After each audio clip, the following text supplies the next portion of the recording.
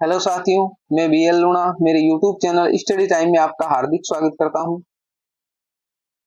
हम व्याकरण पढ़ रहे थे और उस व्याकरण में हमने वर्णमाला से शुरुआत की है। वर्णमाला की ये 4 नंबर क्लास है। इसके अंदर हमने स्वर और व्यंजन के बारे में देखा है। कुछ व्यंजन है वो और रह गए जिसके बारे में आज की क्लास में हम देखेंगे। तो अगर आप मेरे चैनल पर पहली बार ही आए हो तो आप मेरे चैनल को सब्सक्राइब कर ले, बेल आइकन को ऑल पे प्रेस कर ले ताकि मेरे आने वाली हर वीडियो का नोटिफिकेशन आपको मिलता रहे। क्योंकि इस पे हम संपूर्ण व्याकरण है वो करेंगे। तो आप अगर किसी भी एग्जाम की तैयारी कर रहे हो जिसके अंदर आपकी हिंदी भाषा लगती है तो उससे संबंधित जो भी मैटर होगा वो आपको उपलब्ध करवाया जाएगा। तो आप नियमित मेरे चैनल से जुड़े रहे। अब बिना समय गमाए हम बात करें आज जो पढ़ने वाले उसके बारे में। तो देखिए, अन्य संयुक्त स्वर हमने जो कल की क्लास में देख लिए थे संयुक्त स्वरों के बारे में। अब अन्य जो संयुक्त स्वर है वो भी देख लेते हैं। तो देखिए, छह जो इसके बारे में हमने पढ़ लिया है, इसका निर्माण हमारे क और स जिनके दोनों के हलंत लगा हुआ है, और जब दोनों के हलंत लगता है तो इससे अ बाहर निकलता है। इसके पहले से हलंत इसमें क वाला है, क में से हलंत पहले से लगा हुआ, इसके अंदर स्वर नहीं है। इसके जो आगे स लगा हुआ जिसको मूर्धन्य से बोला जाता है, जिसके अंदर हलंत है, ये जब बाहर निकालते हैं तो ही हमारे अ बाहर निकलता है। इसी प्रकार त्र का निर्माण हुआ है, इसमें त और र होते। ये जो टुकड़े किए हैं मैंने, इससे एग्जाम में अक्सर पूछते हैं। यानी ऊपर लिखा हुआ होता त्र के शुद्ध रूप है, ठीक है। तो इसके अंदर जैसे अलग अलग तरह के दिए हुए होते हैं, तो आपको अगर अच्छे से नॉलेज है तो ही आप ऐसे क्वेश्चनों को कर पाते हो। ज इसका निर्माण ज और ये से होता है। श्रेय का निर्माण तालवे से और रे से होता है। अब आता है दे, इस प्रकार लिखा होता है जिसे विद्यालय लिखते हैं हम, विद्यालय इस प्रकार लिखते हैं, इसके अंदर हलंत लगा हुआ था, ठीक है। तो ये विद्यालय लिखते हैं तो ये दे, इसको आप इस प्रकार भी लिख सकते हो, ये इस प्रकार भी लिखा हुआ होता है। तो ये दोनों रूप है इसके।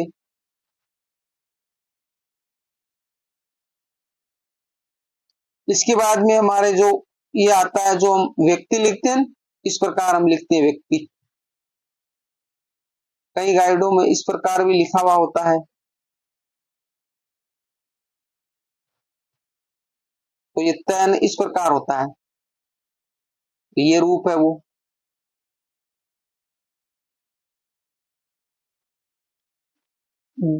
ये दद डबल द, तो इसको द्वितीय व्यंजन बोला जाता है। द्वितीय व्यंजन क्यों बोला जाता है? क्योंकि इसमें जैसे त डबल आ रहा है, इसलिए ऐसे जो व्यंजन है उसको द्वितीय बोला जाता है। फिर ये है दध, फिर कत। ये इस प्रकार के जो हमारे संयुक्त व्यंजन है जो हिंदी के अंदर हम काम में लेते हैं। जिस प्रकार हम लिखते हैं उक्त, इस प्रकार। तो ये बीच वाला कह आधा कह है वो, इसके अंदर हलंत लगा हुआ है और तय में से बाहर निकल जाता है। तो ये जो नॉर्मल सी जानकारी थी ये भी आपको होनी चाहिए, क्योंकि हमने जो वर्णमाला पढ़ी है तो उस वर्णमाला के साथ में ये भी, क्योंकि शब्द शुद्धि है और भी जो शब्द है उन ये काम में आती है।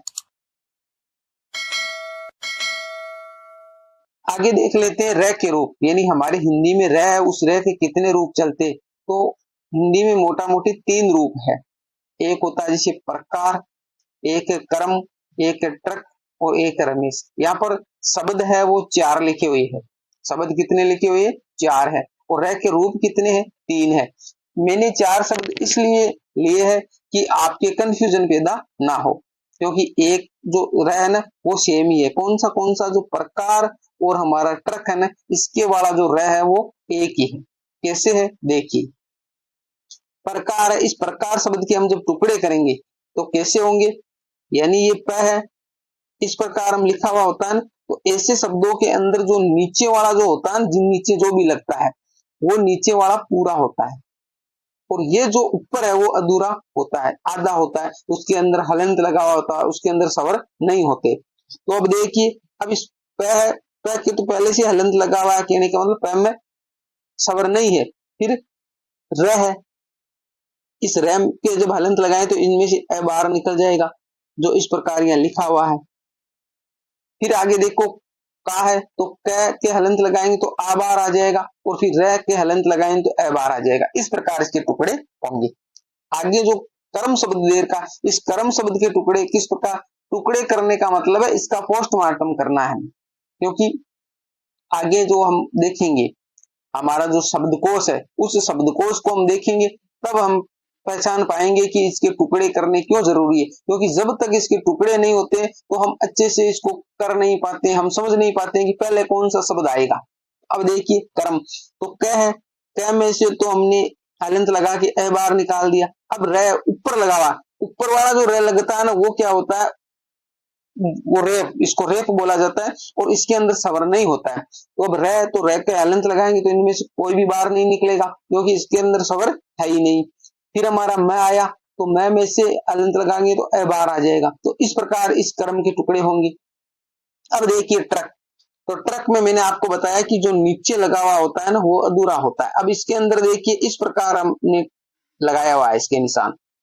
इस प्रकार निशान लगाने का मतलब ये कि ये जो हम टाइपिंग करते हैं उस टाइपिंग में इस प्रकार का शब्द काम में ले लिया, बाकी इसका शुभ देखें तो ये तो ट है और इसके ये दोनों अलग अलग है, दोनों अलग अलग है। अब दोनों अलग अलग का मतलब क्या हुआ, क्योंकि ट है उसमें इस पर जैसी तो डिजाइन है नहीं तो हम ऐसे लगा सके।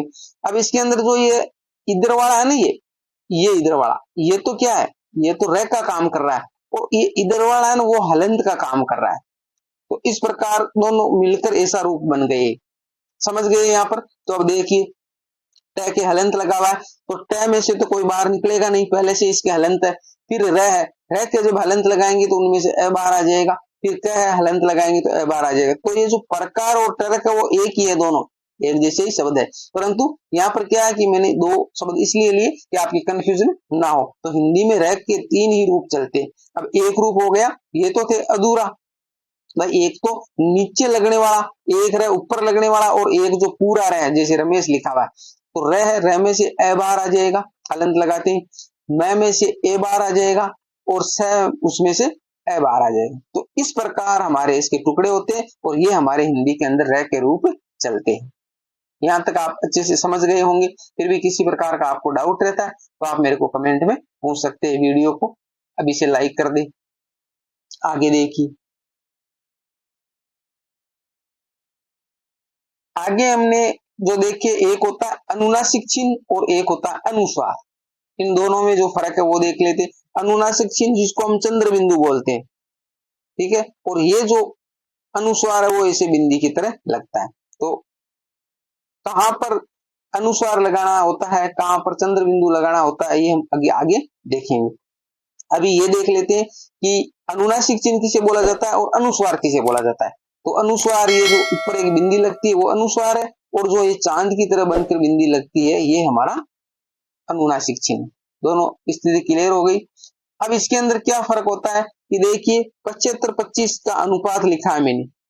मुंह और नाक, यानी का मतलब जब कोई भी शब्द बोलते हैं तो 75% हवा मुंह से निकले और 25% हवा नाक से निकले, उस टाइम हमें क्या लगाना है, अनुनासिक चिन्ह लगाना है।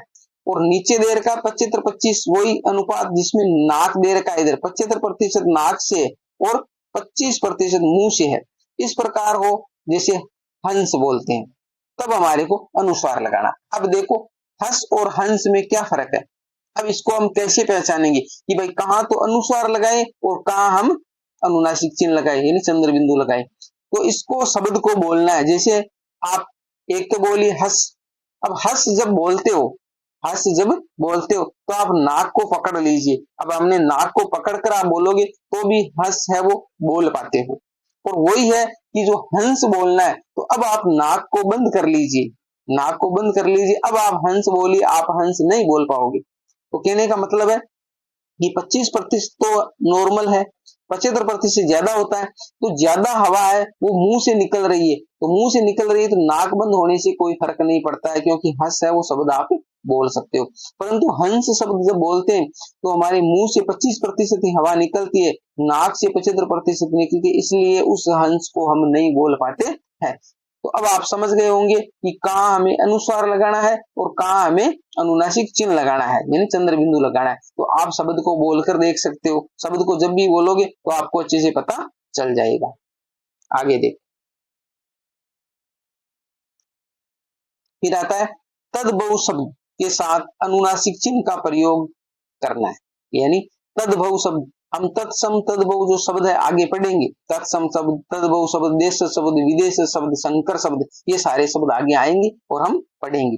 तो तद्भव शब्द है सारे, उसके अंदर क्या लगा हुआ था, अनुनासिक चिन्ह लगा हुआ था। अनुनासिक का मतलब है चंद्र बिंदु लगा हुआ था। तो इससे हमारे को एक समझने में फायदा हो रहा है कि जब भी चंद्र बिंदु लगा हुआ आपके एग्जाम में क्वेश्चन आए और वहां पर चंद्र बिंदु लगा हुआ शब्द हो, जिस प्रकार हम चांदनी लिखते हैं ना, तो यहाँ पर जैसे चांद के ये लगा हुआ है, तो जब भी हमारे अनुनासिक चिन्ह लगा हुआ, चंद्र बिंदु लगा हुआ, तो उसको हमारे को याद भी नहीं है कि हम भाई रट के तो कितने जाएंगे, तत्सम शब्द और तद्भव शब्द कितने रटेंगे, रट नहीं सकते। तो वहां पर क्या होगा, वहां पर हम जब देखेंगे तो वहां पर अगर लिखा हुआ है और उसके चंद्र बिंदु लगा हुआ, तो हम तुरंत पहचान जाएंगे कि ये शब्द क्या है, ये शब्द तद्भव है। तो तद्भव शब्दों के हमेशा क्या लगा होता है, चंद्र बिंदु लगा हुआ होता है, जिसको अनुनासिक चिन्ह बोला जाता है। तो वो आंख है, जिस प्रकार आंख के लगा हुआ है, वो आंख शब्द है, वो क्या है, आंख शब्द है, वो हमारा तद्भव शब्द है। बहुवचन शब्दों के साथ अनुनासिक चिन्ह का प्रयोग, बहुवचन का मतलब वो एक से ज्यादा होते, वहां पर भी हमें क्या लगाना है, तद्भव शब्द लगाना है। वहां पर जैसे हम एक तो लिखते हैं लड़कियां, ये लगाया अनुस्वार, तो ये लड़कियां शब्द है वो क्या है, गलत है। लड़कियां जब लिखेंगे तो उसके इस प्रकार चंद्र बिंदु लगाना है, यहाँ लगा हुआ है। समझ गए, तद्भव शब्द है वहां पर अनुनासिक चिन्ह आएगा, और बहुवचन शब्द है वहां पर अनुनासिक चिन्ह आएगा। आगे देखिए, ये जो छोटी छोटी बातें हैं वो देखने में छोटी लगती है, और हिंदी हम जो एग्जाम में हमारे क्वेश्चन गलत होते, गलत होने का यही रीजन होता है कि हम हिंदी पर ज्यादा फोकस नहीं करते और छोटी छोटी बातों को नजरअंदाज करते हैं, और वो चीजें फिर हमारे एग्जाम में दिक्कत देती है, वो गलत हो जाती है। तो ये नॉर्मल जो ज्ञान आपको देखने में ऐसा लग रहा था ये सारी चीजें तो हमें आ रही है, पर आ नहीं रही है, इसको बारीकी से समझना जरूरी होता है। बहुवचन संबोधन के रूप में हो तो अनुनासिक चिन्ह नहीं लगाना है। अब देखिए यहाँ समझना, एक तो हो गया बहुवचन, बहुवचन जब हो तो हमें अनुनासिक चिन्ह लगाना है, पर यह कह रहा है कि बहुवचन अगर संबोधन में हो तो वहां हमें अनुनासिक चिन्ह नहीं लगाना। देखिए, अध्यापिका ने बच्चों से कहा, अब देखिए अध्यापिका ने बच्चों से कहा, यहाँ तक का जो वाक्य है उसके अंदर बच्चों के जो लगा हुआ है, ये बच्चों के लगा हुआ है, ये क्या है, ये अनुनासिक चिन्ह है, अनुस्वार नहीं है, ध्यान रखना। जहां पर भी ऊपर मात्राएं लगती हैं, मात्रा लगने के बाद में ऐसा लगता है तो वो क्या है, ये मात्रा का काम कर रही है, ये जो चंद्र बिंदु है ना, उस चंद्र बिंदु का काम कर रही है ये मात्रा, इसलिए यहाँ पर चंद्र बिंदु नहीं लगा, सिर्फ यही लगा है। तो ये अनुनासिक चिन्ह नहीं है, सॉरी ये अनुस्वार नहीं है, अनुनासिक चिन्ह है, ये अनुनासिक चिन्ह है। तो देखो बच्चों के लगा है, अध्यापिका ने बच्चों से कहा, बच्चों का मतलब हो गया कि सारे जो क्लास है उस क्लास में बैठे हुए, बच्चों से कहा, बच्चों, अब हो गया संबोधन। यहां तक तो क्या था, बहुवचन था, अध्यापिका ने बच्चों से कहा, तो बच्चों का मतलब पूरी क्लास है, उस पूरी क्लास को कहा, बच्चों से कहा। अब आगे आया बच्चों, इस प्रकार संबोधन हो गया, बच्चों घर जाओ, तो यहां पर नहीं लगा है, इस बच्चों में लगा है, इस पे नहीं लगा है। तो पहले बहुवचन है वहां तो लगाना है और संबोधन में नहीं लगाना है, ये बात यही कह रहा है। बहुवचन संबोधन के रूप में हो तो अनुनासिक चिन्ह नहीं लगाना है, जैसे अध्यापिका ने बच्चों से कहा, बच्चों घर जाओ, तो यहाँ पर ये संबोधित कर रही है बच्चों को, बच्चों घर जाओ। या आप कहे जैसे कोई भाषण दे रहा है तो बच्चों सुनो, तो वहां नहीं लगाना। समझ गए, आगे देखिए, आगे हमारे जो र है उसमें कंफ्यूजन होता है कि बड़ा र कौन सा है, वो रूप बड़ा कौन सा है, छोटा कौन सा है। तो देखिए ये र है, इसके जब हम छोटा उ की मात्रा लगाते हैं तब हम ये र लिखते हैं, कहने का मतलब उसकी गांठ नहीं लगाना है, ये रू होगा। और जब बड़ा उ लगा देते हैं तो वो गांठ वाला आएगा। समझ गए, कहाँ छोटा है तो छोटा का रूप ये है और बड़े का रूप ये, जहां गांठ लगी हुई है वो बड़ा है और जहां गांठ नहीं लगी हुई है वो छोटा है। दोनों में अंतर समझ में आ गया। आगे देखिए कुछ शब्द है जिसमें हमें कन्फ्यूजन होता है। ई का आगमन, ई का आगमन का मतलब हो गया जैसे कोई शब्द बोलते हैं हम, जैसे बोलते हैं स्कूल, तो स्कूल में तो हमने लिखा तो ऐसे भाई स्कूल, इस प्रकार लिखते हैं, पर जब बोलते हैं तो बोलते हैं स्कूल। अब ये स्कूल क्यों बोला, वो ई कहां से आया भाई, ई कहां से आया? जब बोलते हैं स्कूल बोलते हैं और लिखते हैं तो स्कूल लिखते हैं, परंतु इसको स्कूल बोलते नहीं है। तो ये क्या दिक्कत है, कहां ऐसा आता है, कहां बोला जाता है? तो ई का आगमन कहां होता है, कहां नहीं होता है, वो देखिए। अंतस्थ व्यंजन, अंतस्थ व्यंजन हम पढ़ के आ गए, ये ये क्या थे, अंतस्थ व्यंजन थे। वह पंचमाक्षर, पंचमाक्षर कौन थे? जो वर्गीय ध्वनियों के लास्ट के जो 5 अक्षर थे, अंग यण नम, अंग यण नम, ये 5, तो 5 तो हो गए पंचमाक्षर और 4 हो गए ये जिसको अंतस्थ व्यंजन बोला जाता है। के साथ, के साथ स, दंत्य का आगमन होने पर, यानी स कौन सा होगा, दंत्य होगा। हमने पढ़ा है तालव्य से, मूर्धन्य से, दंत्य से, तो सदंत्य होना चाहिए। आगमन होने पर ई का आगमन नहीं होता है। अब देखिए ये रहा दंत्य से, यहाँ पर ई का आगमन, साथ से दंत्य का आगमन होने पर ई का आगमन नहीं होता है। तो यहाँ पर ये कह रहे ये जो शब्द आएंगे कौन कौन से, ये शब्द, ये रे लव और पंचमाक्षर, ये जब आएंगे और वहां पर अगर से ऐसा होगा तो हमारे ई का आगमन नहीं होता है। उदाहरण से समझने की कोशिश करते हैं। उदाहरण देखिए जैसे स्नान, अब स्नान शब्द, स्नान में ये तो स आ गया दंत्य, ये स तो दंत्य है। अब न आया तो न किस में आ रहा है, यहाँ आ रहा है न, पंचमाक्षर में आ रहा है। तो ये कह रहा है भाई लाइन को अच्छे से समझना, अंतस्थ व्यंजन यरलो पंचमाक्षर यंगणनम के साथ सदंत्य का आगमन होने पर ई का आगमन नहीं होता है।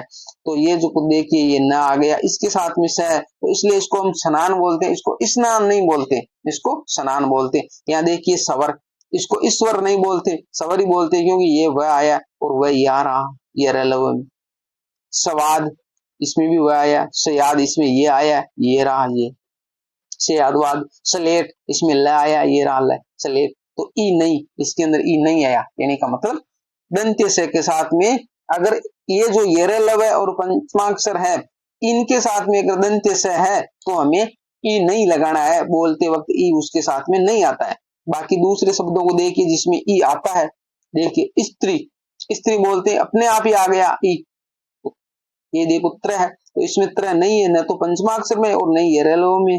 भाई सह तो कौन सा है, सह तो दंत्य है, परंतु इनके साथ ये जो 9 अक्षर दे रखे हैं ना, ये वर्ण, इनके साथ में ऐसा होता है, बाकी जो दूसरे सारे हैं उसके साथ में ऐसा नहीं होता, उनके साथ में ई का आगमन होता है। स्टार्टर आया है, स्कूल का आया है, स्थिति आया है, तो ई का आगमन, यानी सिर्फ जो ये 9 वर्ण है जो हमारे ये अंतस्थ व्यंजन और पंचमाक्षर ये में, इनके साथ में ही ई का आगमन नहीं होता है, बाकी सभी जगह ई का आगमन होता है। समझ गए, स्थिति आपके अच्छे से क्लियर है। आगे देखो, आगे है ककहरा। एग्जाम में क्वेश्चन आया हुआ है ककहरा में कितने वर्ण होते हैं, तो 33 वर्ण होते हैं। ककहरा का मतलब हो गया क से लेकर है तक, क से लेकर है तक, जो हम क ख ग घ अंग बोलते हैं, तो यहां तक है वो कितने होते हैं, हमारे 33 होते हैं। अलिज्य वर्ण, अलिज्य वर्ण कौन कौन से होते हैं, क ख ग ज और फ, इनके नुक्ता लगा हुआ है, ये जो बिंदी लगी हुई है नीचे, ये क्या है, ये नुक्ता कहलाती है। क्या कहलाती है, नुक्ता कहलाती है। और ये फारसी भाषा का शब्द है, ये नुक्ता कहलाती है, इसको अलिज्य वर्ण बोलते हैं। अलिज्य वर्ण हिंदी में है, वो फारसी भाषा से आई, 5 ही है, एक तो क ख ग और ज और फ, इन 5 के लगा हुआ था और बाकी शब्दों के नहीं लगता है, तो ये हमारे क्या है, फारसी के हैं। तो यह जिसके भी आप जैसे एग्जाम में जाओ और आपसे पूछे कि निम्न में से फारसी भाषा का शब्द है, अगर इसके ये नुक्ता लगा हुआ तो अपने आप ही फारसी भाषा का हो जाता है। यहां तक जो सारी स्थिति आपके अच्छे से क्लियर हो गई होगी। हमने जो वर्णमाला है वो वर्णमाला कंप्लीट कर ली है, लगभग सारे पॉइंट है वो मैंने लेने की कोशिश की है। इससे बाहर वर्णमाला से संबंधित क्वेश्चन है वो नहीं जाता है, और आप अगर अच्छे से देख लेते हो यानी 4 क्लास हमने वर्णमाला की है। अगर आप अच्छे से देख लेते हो तो आपके एक भी क्वेश्चन है वो वर्णमाला से संबंधित गलत नहीं होता है। ज्यादा मैटर लंबा चौड़ा है वो पढ़ने की जरूरत नहीं होती, इन्हीं से आपके क्वेश्चन है वो सारे आ जाएंगे। अब आगे दे रखा पिछली परीक्षाओं में पूछे गए प्रश्न। ये जो पिछली परीक्षाओं में आए हुए क्वेश्चन है तो हमने यहाँ पर 10 क्वेश्चन लिए कि हमने जो पढ़ा है वो वैसे क्वेश्चन एग्जाम में पूछे जा रहे या फिर अलग तरह के पूछे जा रहे। तो आप ये जो क्वेश्चन है वो हम कल की क्लास में देखेंगे। 10 क्वेश्चन है उसको अच्छे से समझने की कोशिश भी करेंगे। सीधा ऐसे नहीं है कि उसके आंसर देखेंगे, वो भी देखेंगे वो किस प्रकार हुआ कैसे, ठीक है। तो हम ये कल की क्लास में देखेंगे। उम्मीद करता हूं ये क्लास आपको अच्छी लगी होगी। अगर अच्छी लगी है तो इसको लाइक करें, अपने दोस्तों के साथ में शेयर करें। मिलते हैं अगली वीडियो में, तब तक के लिए जय भीम जय भारत।